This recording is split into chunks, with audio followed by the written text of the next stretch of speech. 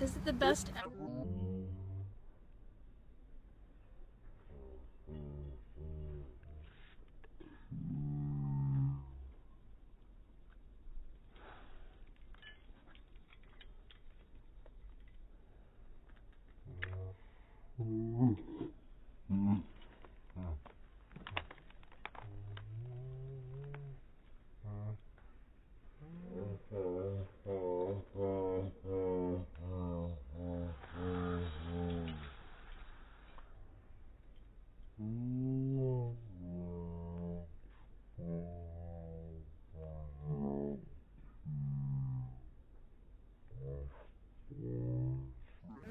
Yeah.